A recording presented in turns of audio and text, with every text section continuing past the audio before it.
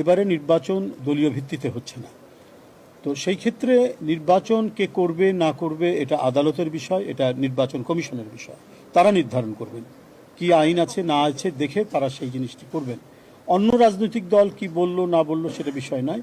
প্রচলিত আইন এবং এখন যে আইন প্রণয়ন করা হয়েছে সেই আইন অনুযায়ী কারা নির্বাচনে যাবেন না যাবেন সেটা সম্পূর্ণ দেখা, এটা মনিটর করার দায়িত্ব নির্বাচন কমিশন। আমরা তার কাছেই ছেড়ে দিলাম। আপনি কি যেন বলছিলেন?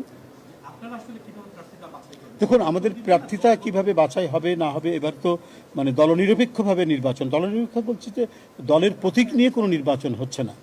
তো সেই ক্ষেত্রে কিভাবে হবে না হবে সেই ক্ষেত্রে দল এবং আমাদের যে সর্বোচ্চ নীতি নির্ধারণী যে ফোরাম আছে তারা বসে পরবর্তীতে এটা জানাবেন। এখন পর্যন্ত এই বিষয়ে কোনো সিদ্ধান্ত হয়নি।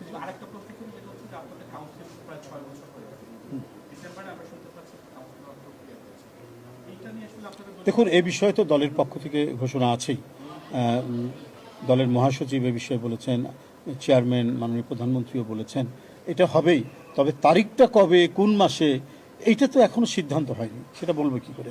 নিঃসন্দেহে খুব তাড়াতাড়ি আমরা আশা করছি অতি সত্বর অতি শীঘ্র কাউন্সিল হবে এবং সেটি আপনারা জানতে পারবেন এবং ডেট এবং মাস তারিখ নির্ধারণ হলেই আমরা জানিয়ে দেবো আপনাদের।